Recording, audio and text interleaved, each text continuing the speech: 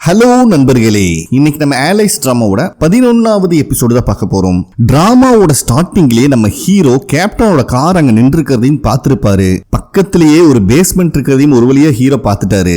நம்மாலும் பதுங்கி door open பண்ணி உள்ள வந்தா நம்ம ஹீரோவோட மண்டைக்கு பின்னாடியே ஒருத்தர் கண்ணை வைக்கிறாரு. வேற யாரும் இல்ல, நம்ம கேப்டன் தான். இத்தனை வேலையை பண்ணிட்டு நல்ல பிள்ளையாட்ட ஹீரோ கிட்ட டைரக்டர் இங்கதான் இருந்திருக்காரு, நம்ம வந்து கொஞ்சம் லேட்டு, டைரக்டர் மிஸ் பண்ணிட்டோம் அப்படின்னு சொல்லிட்டு டைரக்டர் ஐடி கார்டையும் கொடுத்துட்டு இதை பத்தி இன்வெஸ்டிகேட் பண்ணு அப்படின்னு சொல்லிட்டு அங்கிருந்து நல்ல புள்ளையா எஸ்கேப் ஆகுறாரு கேப்டன். அதுக்கப்புறம் ஜூனியர் காப் அங்க வரான். ஏன்டா நீயா கேப்டனை போன் பண்ணி வர வச்சு அப்படின்னு கேட்டா அதுக்கு பதில் சொல்லாம ஃபர்ஸ்ட் டைரக்டர் தேடுற வேலையை பாருங்கடா அப்படிங்கிற மாதிரி ஹீரோ சொல்லிடுறான். வெடிஞ்சே போயிருது, இவனுக்கு இன்னும் டைரக்டர் தேடிட்டு தான் இருக்கானுங்க. அதுக்கப்புறம் ஸ்டேஷன்ல இதை பத்தி தான் ஜூனியர் காப் எக்ஸ்பிளைன் பண்ணிட்டு இருக்கான். அந்த இடத்துல கிடைச்சிருந்த ஹேர் சாம்பிள் வச்சு பார்க்கும்போது டைரக்டர் அங்கதான் இருந்திருக்காரு. பட் இப்ப அவர் அங்க இல்ல, உயிரோடு இருக்காரா இல்லையா எந்த விஷயம் நம்மளால கண்டுபிடிக்க முடியல அப்படின்னு அவன் சொல்லிடுறான். அதே நேரத்துல ஜூனியர் காப் நம்ம ஹீரோ கிட்ட என்ன ஜெயில இருந்து ரிலீஸ் லீய கொண்டாங்களா, அங்க ஒரு டேஷ் கேம்ல வந்து ஃபுட்டேஜ் கிடைச்சது, நான் உங்ககிட்ட ஒரு பென் டிரைவ் கொடுத்தனே செக் பண்ணியா அப்படிங்கிற மாதிரி கேட்கறான். இத கேட்கிற கேப்டனுக்கு தூக்கி வாரி போடுது. பட் நம்ம ஹீரோ வந்துட்டு நான் செக் பண்ணிட்டேன், அதுல சந்தேகப்படுற மாதிரி ஒன்னும் இல்லை அப்படிங்கிற மாதிரி சொல்லி சமாளிச்சிடறான். அதே டைம்ல நம்மளுக்கு ப்ரொஃபசர் தான் காட்டுறாங்க. பென் டிரைவ் அவங்க கையில தான் இருக்கு. கேலண்டர்லயும் கூட அக்டோபர் 15 மார்க் பண்ணி வச்சிருக்காங்க. அதாவது ஹீரோ இறக்க போற நாள். ஹீரோவை எப்படியாவது காப்பாற்றணும் அப்படிங்கறதுல ரொம்ப தீவிரமா இருக்காங்க நம்ம ப்ரொஃபசர். ஸ்ட்ரெயிட்டா போலீஸ் ஸ்டேஷன் வந்து நம்ம ஹீரோ கிட்ட தான் அந்த பென் டிரைவ் கொடுக்குறாங்க. இதை பார்க்கற ஹீரோக்கே ஷாக் ஆகுது. என்னடா நம்ம தானே இதை தூக்கி வீசணும், இது எப்படி இவ கையில கிடைச்சதுன்னு யோசிச்சுட்டு இருக்கான். அது மட்டும் இல்லாம இப்ப போலீஸ் ஸ்டேஷன்ல யாரையும் நம்புற ஸ்டேஜ்ல ஹீரோ இல்ல. சோ ப்ரொஃபசரை தனியா கூப்பிட்டு வந்து பேச பாக்குறான். இதை நம்ம கேப்டனும் நோட் பண்றாரு. அப்ப ஹீரோ வந்துட்டு ப்ரொஃபசர் கிட்ட இதுல இருக்கிற வீடியோ பத்தி யாருக்கிட்டையாவது ஷேர் பண்ணியான்னு கேட்கறான். அப்ப ப்ரொஃபசருக்கே டவுட் வந்துருது. அப்ப நீ ஆல்ரெடி இந்த வீடியோவை பார்த்திருக்க, லீய கொலை பண்ணதுல சஸ்பெக்டே உங்க கேப்டன் தான், நீ ஏன் கேப்டனை பத்தி என்கொயரி பண்ண மாட்டேங்கிற அப்படின்னு கேட்டா நம்ம ஹீரோ வந்துட்டு நான் 10 வருஷமா அவர் கூட தான் வாழ்ந்துட்டு இருக்கேன், அவர் எனக்கு ஃபேமிலி மாதிரி, அவரை பத்தி எனக்கு தெரியும் அப்படின்னு சொல்லிடுறான். ஆட லூசு பயலே, இனிமே நீ கேப்டனை கண்மூடித்தனமா நம்பாத. உங்க அம்மா இறந்தப்பவே டைரக்டரை பத்தின ஸ்கெட்ச் அவர்கிட்ட இருந்திருக்கு. ஆனா 10 வருஷமா டைரக்டரை ஒரு டைம் கூட அவர் விசாரிக்கல. இதுக்கு பின்னாடி வேற ஏதோ விஷயம் இருக்கு, தயவு செஞ்சு நீ கேப்டன் மேல ஒரு கண்ணுவே அப்படிங்கிற மாதிரி ப்ரொஃபசர் சொல்றாங்க. சரி அந்த பென் டிரைவ் என்கிட்ட குடுன்னு கேட்டா நம்ம ப்ரொஃபசர் வந்துட்டு டேய் நீ இறந்தப்ப இது உங்ககிட்ட தான் இருந்துச்சு, சோ உன்னோட சாவுக்கும் இந்த பென் டிரைவுக்கும் சம்பந்தம் இருக்கு, புரிஞ்சுக்கோ. எனக்கு கிடைச்சிருக்கிற ஒரே க்ளூ இந்த பென் டிரைவ் மட்டும்தான், சோ கண்டிப்பா உங்ககிட்ட கொடுக்க மாட்டேன் அப்படின்னு சொல்லிட்டு அங்கிருந்து கிளம்பி போயிடுறாங்க. சோ ஹீரோக்கு அவன் இறந்துருவான் அப்படிங்கிற விஷயமும் தெரிய வந்துருச்சு. பயபுள்ள செம ஷாக்கில் நின்றுருக்கான். அதுக்கப்புறம் ப்ரொஃபசர் நம்ம கிம்ம மீட் பண்ணி கேப்டனை பத்தின டீடைல் எல்லாம் ஒவ்வொன்னா கேட்டு வாங்குறா. ஹீரோவை ஒரு கேஸ்ல ஃபால்ஸா அக்யூஸ் பண்ணதுனாலதான் டைரக்டர் ஹீரோவை தத்தெடுத்து வளர்த்துட்டு இருக்காரு நான் கேள்விப்பட்டேன். பட் இது நடந்து எத்தனை நாள் கழிச்சு ஹீரோவோட அம்மா இறந்தாங்க அப்படின்னு கேட்டா கிம் இருந்துட்டு ஹீரோ ரிலீஸ் ஆகி 3வது நாள் அவங்க அம்மா இறந்துட்டாங்க அப்படிங்கிற விஷயத்த சொல்றான். அதுக்கப்புறம் நம்ம ப்ரொஃபசர் வீட்டுக்கு வந்தா கேப்டன் அங்கதான் இருக்காரு. என்னங்க சார் இங்க என்ன பண்றீங்க அப்படிங்கிற மாதிரி நார்மலா தான் ப்ரொஃபசர் பேசுறாங்க. கேப்டன் வந்துட்டு ஹீரோவை பார்க்க வந்தம்மா அப்படிங்கிற மாதிரி சொல்றாரு. இருந்தாலும் ப்ரொஃபசருக்கு வேற எதையோ தேடி வந்திருப்பாரோ அப்படிங்கிற ஒரு சந்தேகம் இருக்கு. அப்ப கேப்டன் ப்ரொஃபசர் கிட்ட உன் சின்ன வயசுல நடந்த விஷயம்லாம் ஞாபகத்துக்கு வந்துருச்சு அப்படிங்கிற மாதிரி கேட்கிறாரு. அதெல்லாம் ஞாபகத்துக்கு வரல, வந்தா நான் உங்களுக்கு கண்டிப்பா சொல்றேன். ஆனா நான் உங்ககிட்ட சில விஷயம் கேட்கணும். நீங்க ஹீரோவை ஒரு கேஸ்ல ஃபால்ஸா அக்யூஸ் பண்ணதுனாலதான் அவனை தத்தெடுத்து வளர்த்திட்டு இருக்கீங்கன்னு என்கிட்ட சொன்னீங்க. பட் ஹீரோவை அரெஸ்ட் பண்றதுக்கு முன்னாடி அவன் தப்பு பண்ணலங்கிற விஷயம் உங்களுக்கு தெரியாதா அப்படிங்கிற மாதிரி கேட்டா கேப்டன் கிட்ட பதில் இல்ல. சரி அதெல்லாம் இருக்கட்டும், உங்க காதுக்கு பின்னாடி ஒரு மார்க் இருக்குல்ல, அது எப்ப இருந்து இருக்கு அப்படிங்கிற மாதிரி கேக்குறாங்க. நம்ம கேப்டனோட மூஞ்சியே மாறுது. ஏன்னா இதுக்கு முன்னாடி இந்த மார்க் நான் எங்கேயோ பாத்திருக்கேன் அப்படின்னு சொன்ன உடனே கேப்டன் கொலை வெறியில கொஞ்சம் கொஞ்சமா ப்ரொஃபசர் கிட்ட அப்ரோச் பண்றாரு. ப்ரொஃபசரும் கொஞ்சம் கொஞ்சமா பின்னாடி போறாங்க. இந்த விஷயத்த அங்க வர ஹீரோவும் பாத்துறான். அதுக்கப்புறம் ஹீரோவும் கேப்டனும் தனியா பேசுறாங்க. அப்ப ஹீரோ வந்துட்டு எதுக்கு எங்க வீட்டுக்கு வந்தீங்க அப்படிங்கிற மாதிரி கேட்கறான். இல்லப்பா உங்ககிட்ட ஒரு முக்கியமான விஷயம் பேசணும், அதுக்காக தான் வந்தேன் அப்படின்னு சொன்னா நீங்க போன் பண்ணிருக்கலாமே அப்படிங்கிற மாதிரி போட்டு வாங்குறான். பட் நம்ம கேப்டன் இருந்துட்டு நான் என் வேலையை ரிசைன் பண்ண போறேன். பட் இதுக்கு ஹீரோ கிட்ட எந்த ரியாக்ஷனுமே இல்ல. இப்ப வரைக்கும் இந்த விஷயத்தை யார்கிட்டயும் சொல்லல. ஒன்ஸ் இந்த டைரக்டர் கண்டுபிடிச்சிட்டாங்கன்னா நான் ரிசைன் பண்ணிடுவேன் அப்படிங்கிற மாதிரி சொல்லிடுறாரு. அப்ப நம்ம ஹீரோ வந்துட்டு டைரக்டரை கண்டுபிடிப்போம் அப்படிங்கிற நம்பிக்கையே எனக்கு இல்ல அப்படின்னு சொல்லிட்டு இருக்கும் போது ஜூனியர் காப் கால் பண்றான். டைரக்டர் திரும்பி வந்துட்டார் அப்படிங்கிற விஷயத்த சொல்றான். இதை கேட்ட உடனே நம்ம ஹீரோக்கு கேப்டன் மேல இன்னும் சந்தேகமாகுது. நம்ம ஹீரோ ஸ்ட்ரைட்டா டைரக்டர் தான் வந்து மீட் பண்றான். எங்கப்பா இத்தனை நாள் போனீங்க அப்படின்னு கேட்டா அட யாருன்னே தெரியல, ஒரு வேர் ஹவுஸ் மாதிரி ஒரு இடத்துல என்ன அடைச்சு வச்சுட்டாங்க, நேத்து தான் நான் எஸ்கேப் ஆனேன் அப்படிங்கிற விஷயத்த சொல்றாரு. சரி கடைசி என்கிட்ட பேசும்போது அந்த புக் என்கிட்ட காமிக்கிறேன், அதுல நான் தெரிஞ்சுக்க வேண்டிய விஷயம் இருக்குன்னு சொன்னீங்களே அது என்ன ஆச்சுன்னு கேட்கறான். எனக்கு தெரியல, அந்த புக் இப்ப என்கிட்ட இல்ல, மேபி அந்த கிரிமினல் எடுத்துட்டு போயிருக்கலாம். பட் இதுக்கப்புறம் அதை பத்தி நீ கேட்காத, நானும் இந்த விஷயத்துல இருந்து குவிட் பண்ணிக்கலான்னு இருக்கேன். ஏன்னா டைம் டிராவலர்ஸ்க்கு எதிராக நம்மளால ஒன்னும் பண்ண முடியாது அப்படிங்கிற மாதிரி டைரக்டர் சொல்லிடுறாரு. இது நம்ம ஹீரோக்கு இன்னும் டவுட் கிரியேட் கிரியேட் பண்ணுது. 10 வருஷமா டைம் டிராவல் ஸ்டாப் பண்ண நீங்க போராடிட்டு இருக்கீங்க, அப்பெல்லாம் எடுக்காத முடிவா இந்த காணாம போன கொஞ்ச நாள் எடுத்திருப்பீங்க அப்படின்னு கேட்டா டைரக்டர் கிட்ட பதில் இல்ல. அப்ப நம்ம ஹீரோ வந்து இன்னும் ப்ரொசீஜர் முடியல அப்படின்னு சொல்றான். நெக்ஸ்ட் டேவே ஹீரோ, டைரக்டர், கேப்டன் 3 பேருமே டைரக்டர் அடைச்சு வச்சு இந்த இடத்துக்கிட்ட கூப்பிட்டு வராங்க. சோ டைரக்டரும் இந்த இடம் தான் அப்படின்னு கன்ஃபார்ம் பண்ணிடுறாரு. எப்படி இங்கன்னு தப்பிச்சிங்கன்னு கேட்டா 2 நாளைக்கு முன்னாடி அவன் போன் பேசிட்டு இருந்தான், அந்த கேப்ல நான் தப்பிச்சிட்டேன் அப்படிங்கிற மாதிரி சொல்றாரு. சரி அவன் ஃபேஸ் பாத்தீங்கன்னா கேட்டா இல்லன்னு சொல்லிடுறாரு. அவன் வாய்ஸ் மட்டும் தான் கேட்டேன், பட் இதுக்கு முன்னாடி அவன் வாய்ஸ் நான் கேட்டதே இல்லை அப்படிங்கிற மாதிரி பொய் சொல்றாரு நம்ம டைரக்டர். நம்ம டைரக்டர் கேப்டனை பாக்குற பார்வையே நம்ம ஹீரோக்கு சந்தேகத்தை கிரியேட் பண்ணுது. அப்ப கேப்டன் தான் சரி வாங்க நான் உங்களை பத்திரமா கொண்டு போய் வீட்டுல விடுறேன்னு டைரக்டர் கூப்பிட்டு போறாரு. அத ஹீரோ இன்னும் சந்தேகமா தான் பாத்துட்டு இருக்கான். கார்ல போயிட்டு இருக்கும் போது கூட டைரக்டர் கேப்டன் கிட்ட ஹீரோவோட சந்தேகம் உங்க சைடு திரும்பிடுச்சு அப்படின்னு சொல்றான். அதுக்கு கேப்டன் இருந்துட்டு அதை நான் பாத்துக்கிறேன், உனக்கு கொடுத்த டியூட்டி நீ கரெக்டா பாரு அப்படிங்கிற மாதிரி சொல்லிடுறாரு. சோ 2 பக்கிகளும் ஒன்னு சேர்ந்துட்டாங்களாட்டு இருக்கு. அதே நேரத்துல ஆலைஸ்ல நம்ம இன்சார்ஜ் லேடி கொலிக்கிட்ட எரேஸான சிசிடிவி ஃபுட்டேஜ்ல ரீஸ்டோர் பண்ண ட்ரை பண்ணிட்டு இருக்கோம் அப்படிங்கிற மாதிரி சொல்றாங்க. அவரும் தயவு செஞ்சு இந்த ப்ராசஸ் சீக்கிரம் முடிச்சிருங்க, ஏன்னா லீய கொன்னவன் தான் யூன்டேயி, அதாவது ஹீரோட அம்மாவை கொண்டிருக்கிறதுக்கும் சான்சஸ் இருக்கு. அவனை பிடிச்சா அவன் மூலியமா அவங்க டீச்சர் யாருங்கிறதையும் நம்ம கண்டுபிடிச்சிடலாம் அப்படிங்கிற மாதிரி சொல்லிடுறாரு. அதே நேரத்தில் நம்ம யூமின் கேப்டனோட டீடைல் தான் பார்த்துட்டு இருக்காரு. அப்ப அங்க வர ஏஜென்ட் இருந்துட்டு கேப்டன் தான் லீய கொன்னாங்கிற எவிடன்ஸ் ஹீரோ கிட்ட கிடைச்சிருச்சு, ஆனா இருந்தாலும் ஹீரோ கேப்டன் மேல எந்த ஆக்ஷனும் எடுக்கல அப்படிங்கிற விஷயத்த சொல்லிடுறான். அதுக்கப்புறம் நம்ம ப்ரொஃபசர் வீட்டை விட்டு வெளியே வந்தா யூமின் அங்கதான் நின்று இருக்காரு. அவங்களுக்கு லைட்டா ஜர்க் அடிக்குது. அப்ப யூமின் இருந்துட்டு என்னை பார்த்து பயந்துக்காதீங்க, நான் ஹீரோவை பார்க்க தான் வந்து அவன் எங்க இருக்கான் அப்படிங்கிற மாதிரி கேட்கிறாரு. பட் ப்ரொஃபசர் சொல்ற மாதிரி இல்ல, அட நிஜமாலுமே அவனுக்கு நான் ஹெல்ப் பண்றதுக்கு தாமா வந்திருக்கேன், அவன் எங்க இருக்கான் அப்படின்னு கேட்டா அன்னைக்கு அவனை நீ கொலை பண்ண வந்த, இன்னைக்கு கேட்டா ஹெல்ப் பண்ண வந்திருக்கேன்னு சொல்றேன், நான் எப்படி உன்னை நம்புறது அப்படிங்கிற மாதிரி கேட்டுறாங்க. அது ஒரு சின்ன மிஸ் அண்டர்ஸ்டாண்டிங் தான், நீ எனக்கு ஹெல்ப் பண்ணாதான் நான் ஹீரோக்கும் ஹெல்ப் பண்ண முடியும் அப்படிங்கிற மாதிரி சொல்லும் போது நம்ம ப்ரொஃபசர் இருந்துட்டு நீங்க ஒரு டைம் டிராவலர், உங்க மேல நம்பிக்கை இல்ல, இதுக்கு மேல ஹீரோ டிஸ்டர்ப் பண்ணிடாதீங்க அப்படிங்கிற மாதிரி சொல்லிடுறாங்க. யூமினுக்கு என்ன சொல்றதுன்னே தெரியல, இந்த பிரச்சனை மட்டும் முடியட்டும், இதுக்கப்புறம் நான் வரவே மாட்டேன் அப்படிங்கிற மாதிரி சொல்லிட்டு அவர் கிளம்பி போயிடுறாரு. நம்ம ப்ரொஃபசருக்கு யூமின் சொன்ன விஷயம் மண்டைக்குள்ளே ஓடிட்டு இருக்கு. இந்த பிரச்சனைனா அவன் எதை மென்ஷன் பண்றான் அப்படின்னு. இவங்க கிட்ட அதிகமான டைமும் கையில இல்ல, ஏன்னா ஹீரோ இறக்க போற டேட்டும் பக்கத்துல வந்துட்டு இருக்கு. அதே நேரத்தில் நம்ம கேப்டனை தான் காட்டுறாங்க. ஃபர்ஸ்ட் இவர் ரிசைன் பண்ண போற விஷயம் தெரிஞ்சுதான் அவங்க ஒய்ஃப் செம ஷாக் ஆகுறாங்க. இருந்தாலும் அவங்களுக்கு சந்தோஷம் தான். ஆமாமா நாளைக்கு தான் கடைசி நாள் அப்படின்னு இவர் புலம்பிட்டு இருக்கும் போது இவங்களோட கிரெடிட் கார்டு எடுத்து கொடுத்து நீ எல்லாத்துக்கும் ட்ரீட் வை குடிச்சு என்ஜாய் பண்ணிக்கோ, சந்தோஷமா இரு அப்படின்னு அவங்க சந்தோஷமாயிடுறாங்க. சோ நம்ம கேப்டனும் அவங்க டீமுக்கு ட்ரீட் வைக்கிறாரு. கிம்மும் வந்து ஜாயின் பண்ணிக்கிறான். இவங்க சாப்பிட்டுட்டு இருக்க ரெஸ்டாரண்ட் வேற எதுவும் இல்ல, ப்ரொஃபஸருடைய அப்பா அம்மாவோட ரெஸ்டாரண்ட் தான். எப்பவும் போல ப்ரொஃபஸரோட சிஸ்டர் அந்த 2 போலீஸ்காரண்ட் வம்பிழுத்துட்டு இருக்கான். அதுக்கப்புறம் எல்லாரும் கேப்டனை ரிட்டையர்மெண்ட் ஸ்பீச் கொடுங்க அப்படிங்கிற வம்பிழுத்தாலும் அவர் வாயை தொடர்ந்து எதுவும் பேசுற மாதிரி இல்ல. நம்ம ஹீரோ சந்தேகத்திலேயே கேப்டனை பார்த்துட்டு இருக்கான். ட்ரீட் முடிஞ்சோன்னா கேப்டன் கூட கம்பெனி கொடுத்துட்டே அவர் வீட்டு வரைக்கும் வரான் ஹீரோ. ஏன்னா கொஞ்சம் அளவுக்கு அதிகமாவே நீ குடிச்சிருக்காரு, சரி நீங்க பார்த்து போங்க அப்படின்னு சொல்லிட்டு அங்கிருந்து ஹீரோவும் கிளம்பிடுறான். கேப்டனும் ஒவ்வொரு ஃப்ளோரா ஏறாரு. பார்த்தா ஆப்போசிட்லயே யூமின் நின்று இருக்காரு. கேப்டனுக்கு தூக்கி வாரி போடுது. யாருடா நீ, எங்க இருந்துடா வந்திருக்க அப்படிங்கிற மாதிரி யூமின் கேட்கிறாரு. அதே நேரத்துல நம்ம ஹீரோக்கு கேப்டனோட ஒய்ஃப் கிட்ட இருந்து கால் வருது. நான் அவருக்கு போன் பண்ண, போனே எடுக்கல, கொஞ்சம் அவர்கிட்ட போனை கொடுங்க அப்படின்னு கேட்டோன்னு ஹீரோக்கு ஷாக் ஆகுது. அறக்க பறக்க வந்து பார்த்தா அங்க கேப்டனை காணோம். அதே நேரத்துல யூமின் கேப்டன் தூக்கிட்டு வந்து பொலன்னு பொலந்துட்டு இருக்காரு. அப்போ கேப்டன் இருந்துட்டு என்னப்பா ஒரு வழியா ஹீரோக்கு அப்பாவா நடந்துக்க ட்ரை பண்ணிட்டு இருக்க அப்படிங்கிற சொன்னோன்னு யூமினுக்கு தூக்கி வாரி போடுது.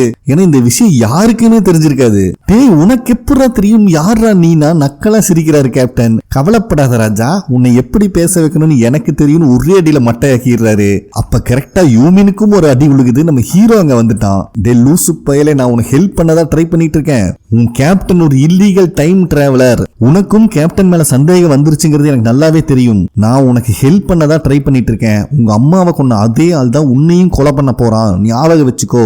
நான் இந்த கேப்டன் ஆலைஸ் கூப்பிட்டு போய் என்ன பண்ண முடியும்னு பாக்குறேன் அப்படிங்கிற மாதிரி சொல்றாரு. பட் நம்ம ஹீரோ விடுற மாதிரி இல்ல. நீ ஏன் எனக்கு இதெல்லாம் பண்ணிட்டு இருக்க அப்படிங்கிற மாதிரி கேட்டா யூமின் கிட்ட பதில் இல்ல.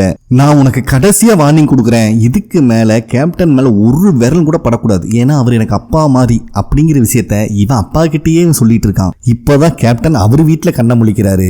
பார்த்தா ஹீரோ பக்கத்திலேயே தான் இருக்கான். அங்க வர கேப்டனோட ஒய்ஃப் கழுவி ஊத்துறாங்க. வேலையை ரிசைன் பண்ணிட்டு சந்தோஷத்துல காடை கொடுத்து குடிச்சிட்டு வாடான்னு சொன்னா படிக்கட்டுல குப்புற விழுந்து கிடந்திருக்க, ஹீரோ தான் உனக்கு புரிக்கிட்டு வந்து போட்டிருக்கான் அப்படிங்கிற மாதிரி சொல்றாங்க. கேப்டன் சந்தேகத்தோட ஹீரோவை பாக்குறாரு. பட் நம்ம ஹீரோ வாயை திறந்து எதுவும் பேசுற மாதிரி இல்ல, அங்கிருந்து கிளம்பிடுறாரு. இப்போ நம்ம ஹீரோவோட சஸ்பெக்ட் லிஸ்ட்ல கேப்டனோட போட்டோவும் ஒட்டியாச்சு. ஒருவேளை கேப்டன் தான் டீச்சரா இருப்பாரோ அப்படிங்கிற சந்தேகமும் நம்ம ஹீரோக்கு வருது. அதே நேரத்துல ஆலைஸ்ல நம்ம யூமின் இருந்துட்டு கொலிக்கிட்ட இவன் ரொம்பவே கேப்டனை நம்பிட்டு இருக்கான். பட் இவனுக்கு எவ்வளவு சொன்னாலும் புரிய மாட்டேங்குது. நம்ம கேப்டனை பிடிச்சாதான் அவன் பின்னாடி இருக்கிற டீச்சரை கண்டுபிடிக்க முடியும் அப்படின்னு சொல்லிட்டு இருக்காரு. அதே டைம்ல நம்ம இன்சார்ஜ் லேடி வீடியோவை ரீஸ்டோர் பண்ணிட்டாங்க. ரன் பண்ணி பார்த்தா அந்த லீக்கு பின்னாடி போயிருக்கிறதே அந்த கொலீக் தான். செம்ம ஷாக் ஆயிடுறாங்க இன்சார்ஜ் லேடி.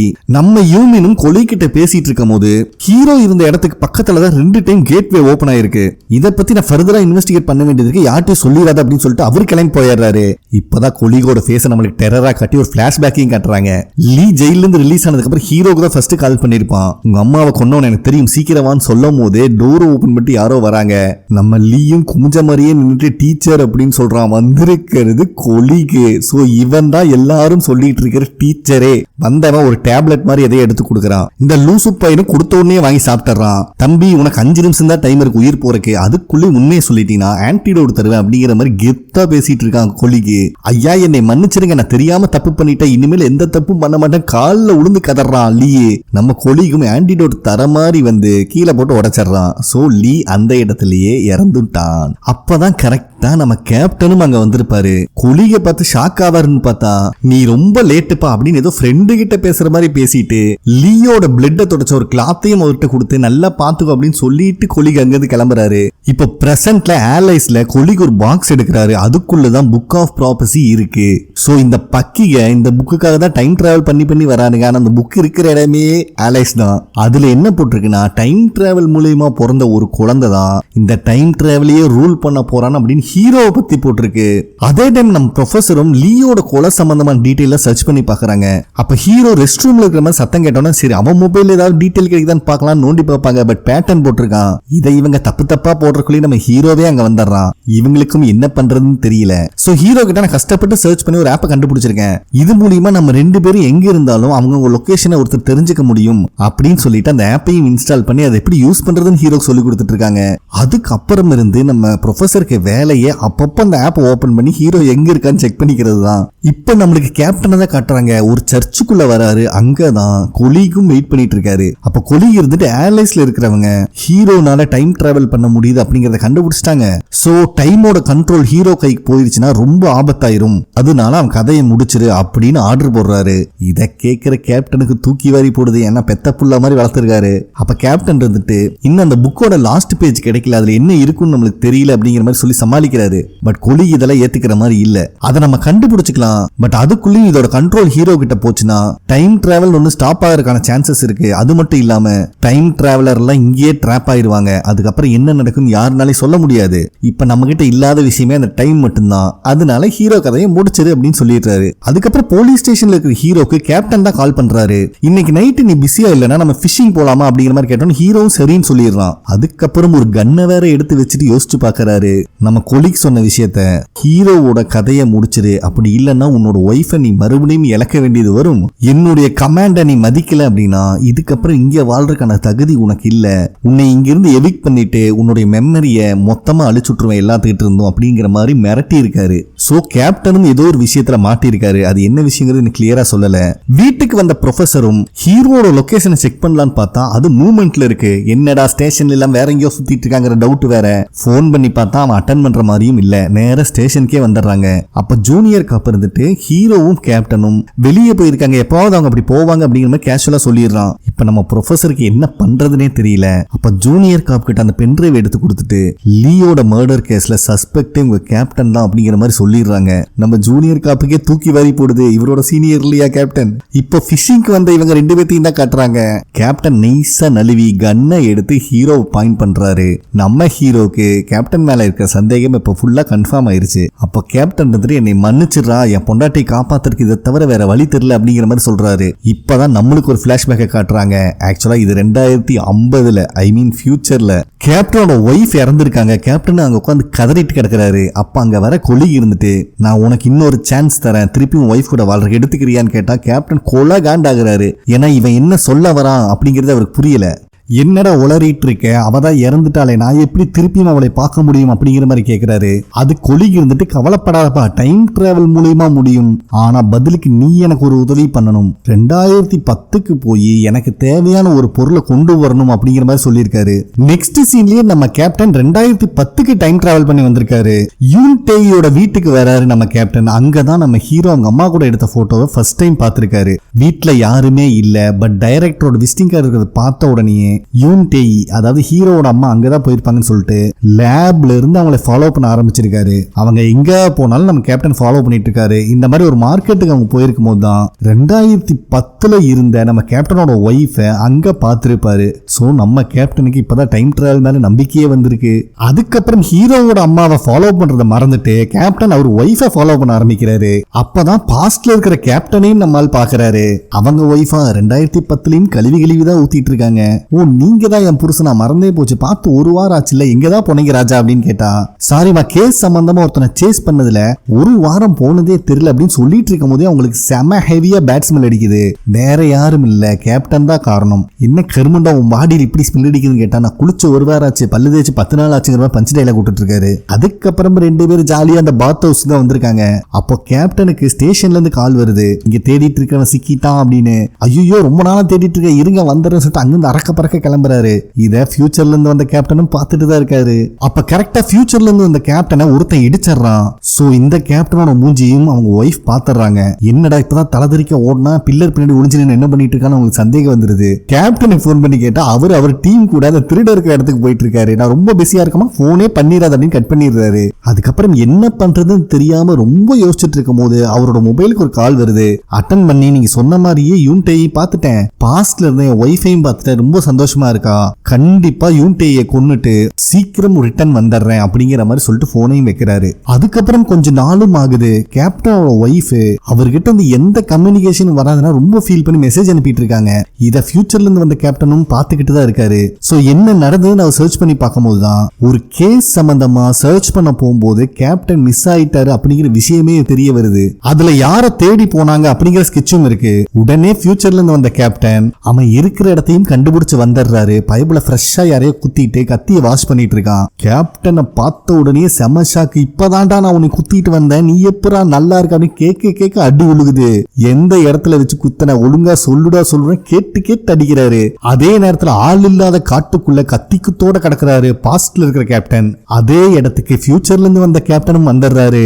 இத பாக்குறவருக்கு செம ஷாக் ஆகுது. யாரா சாமி நீ அப்படிங்கிற கேட்டுட்டு இருக்கும் போது ஃபர்ஸ்ட் உன்னை ஹாஸ்பிட்டல் கூட்டு போயாகணும், இல்லைன்னா நீ செத்துருவ அப்படிங்கிற தூக்க ட்ரை பண்ணாலும் அவரு விடுற மாதிரி இல்ல. ஏன்னா அவர் போலீஸ் ஆபீசர் இல்லையா, கன் பாயிண்ட்ல வச்சிருக்காரு. ஒழுங்கு மரியாதை உண்மை சொல்லி யாரா நீ அப்படிங்கிற மாதிரி கேட்கிறாரு. அப்போ ஃபியூச்சர்ல இருந்து வந்த கேப்டன் வந்துட்டு ஒரு கேஸை இன்வெஸ்டிகேட் பண்ண போகும்போதுதான் உன்னோட ஒய்ஃபை ஃபர்ஸ்ட் நீ பார்த்த, ஏன்னா அவங்க தான் அந்த கேஸ்ல விக்டிம். அது மட்டும் இல்லாம 5 வயசு இருக்கும் போது உன்னோட பையன் ஒரு ஹார்ட் டிசீஸ்னால இறந்துட்டான். சோ இப்பவாவது நம்புடா, நான் தாண்டா நீ அப்படிங்கிற மாதிரி சொல்றாரு. இருந்தாலும் பாஸ்ட்ல இருக்கிற கேப்டனுக்கு செம்ம கன்ஃபியூஷனா இருக்கு.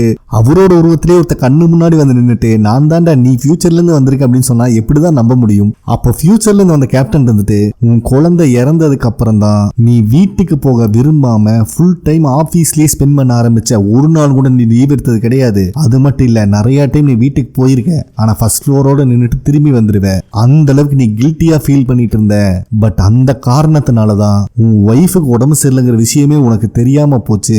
அதனாலதான் அவ சாக போறா அப்படின்னு சொன்ன உடனேயே இவருக்கு உசுரே இல்ல பாவம். சரி ஃபர்ஸ்ட் நான் உன்னை காப்பாத்தியே ஆகணும் எந்திரின்னு சொன்னா அவர் இருக்க வீக் ஆயிட்டே போறாரு. டேய் உனக்கு ஏதாவதுன்னா நான் திரும்பி போக முடியாதுடா, தயவு செஞ்சு நான் சொல்றதை கேளு அப்படின்னு சொல்லிட்டு இருக்கும் போதே பாஸ்ட்ல இருக்க கேப்டன் வந்துட்டு அட்லீஸ்ட் இனிமேலா சந்தோஷமா இருக்கட்டும், நீ தானே நானு, என்னோட ஃபியூச்சர்ல இருந்தா நீ வந்திருக்க, சோ இனிமேல் நீ என் ஒய்ஃபை பார்த்து வா, உனக்கும் ஒய்ஃப் தான் அப்படின்னு சொல்லிட்டு அங்கேயே இறந்துடுறாரு பாஸ்ட்ல இருக்கிற கேப்டன். சோ வேற வழியே இல்ல, அதனால அவரே அந்த பாடி அங்கேயே அடக்கம் பண்ணிடுறாரு. நெக்ஸ்ட் டே நல்ல பிள்ளையாட்ட போலீஸ் ஸ்டேஷன்ல வந்து உட்காந்துருக்காரு. அப்ப அவரோட சீனியர் இருந்துட்டு டே ஒழுங்கு மரியாதையா சொல்லு, நீ எங்க இருந்த இத்தனை நாளா அப்படிங்கிற மாதிரி கேட்கிறாரு. நம்ம கேப்டன் இருந்துட்டு நான் தான் சொன்னேன், எனக்கு ஹாஸ்பிட்டல்ல கண்ணு முடிச்சதுக்கு அப்புறம் தான் ஞாபகமே வந்துச்சு அப்படின்னு சொல்லிட்டு இருக்கும் போது இன்னொரு போலீஸ்கார வந்து ஸ்கூலோட மாடியில இருந்து ஒரு பொண்ணு கீழே விழுந்துட்டாலாமா அப்படின்னு சொன்ன உடனே நம்ம கேப்டன் வாண்டடா கிளம்புறாரு. சோ அதுக்கப்புறம் தான் நம்ம கேப்டன் ஹீரோவை மீட் பண்ணது. கிம் தப்பான ஸ்டேட்மெண்ட் கொடுத்தனால நம்ம ஹீரோவை அக்யூஸ்ட் ஆக்குனது எல்லாமே நடந்திருக்கும். அதுக்கப்புறம் ஹீரோ ஃபிஷிங் எல்லாம் கூப்பிட்டு வந்திருப்பாரு. இதே மாதிரி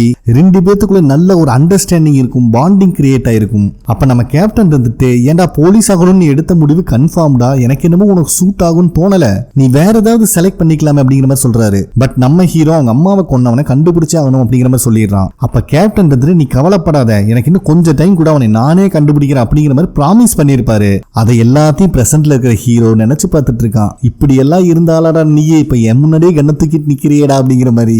ஆனா நம்ம கேப்டன்னால ஹீரோவை சுடவே முடியல, அந்த அளவுக்கு பாசமா வளர்த்தி இருக்காரு. ரொம்ப நேரம் ட்ரை பாரு ஒன்னும் வேலைக்காகல, கடைசியில வானத்தை பார்த்து எம்டியா சுட்டுட்டு இருக்காரு.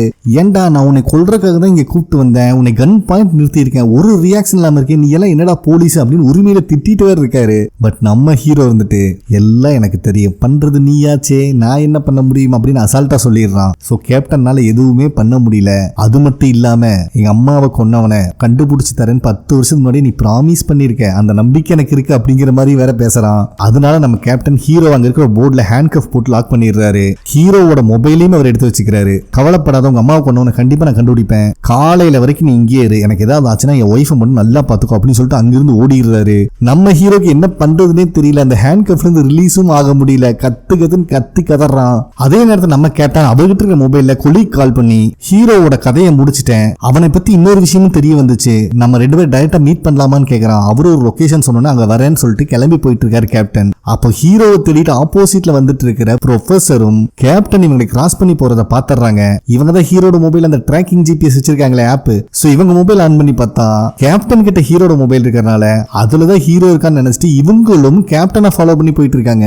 சோ நம்ம கேப்டனும் எப்பவுமே அவங்க மீட் பண்ற அந்த சர்ச்சுக்கு வந்துடுறாரு. கேப்டனை ஃபாலோ பண்ணிட்டு வந்த ப்ரொஃபஸரும் முந்திரி கொட்ட மாதிரி முந்திக்கிட்டு உள்ள ஓடுது. இவரும் ஆலிஸ்ல ஒரு ஏஜென்ட் தான் வந்திருக்காங்கன்னு நினைச்சு கேப்டன் கன் பாயிண்ட் லாக் பண்ணா வந்திருக்கிறது ப்ரொஃபஸர். பட் அவங்க என்ன நினைச்சுக்கிறாங்கன்னா கேப்டன் ஆல்ரெடி ஹீரோட கதையை முடிச்சிட்டா அப்படிங்கிற மாதிரி நினைச்சுக்கிறாங்க.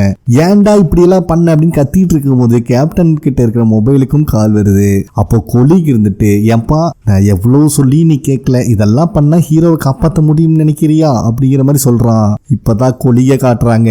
பயபுல நின்னுகிட்டு பேசிட்டு இருக்கான். பக்கத்துல ஒரு எம்டி சேர்ல ஒரு ஆளும் உட்கார்ந்து இருக்காரு. வேற யாரும் இல்ல, நம்ம டைரக்டர் தான். கொடியே டைரக்டர் கிட்ட சார் இந்தாங்கன்னு போனை பணிவா கொடுக்கறான். சோ இவன் தான் வில்லனுக்கெல்லாம் வில்ல மாஸ்டர் மைண்டே இவன் தான். போனை வாங்கின டைரக்டர், நீ தப்பான முடிவு எடுத்துட்ட, உன்னுடைய ஒய்ஃப் ஹீரோ 2 பேரும் இதனால பாதிக்கப்பட போறாங்க அப்படிங்கிற மாதிரி சொல்லிட்டு போனை கட் பண்ணிடுறான். சோ காலை கட் பண்ணும் போது தான் நம்மளுக்கே காட்டுறாங்க, மத்தவங்களுக்கு எல்லாம் காதுக்கு பின்னாடி அந்த மார்க் இருந்தா டைரக்டருக்கு கையில இருக்கு.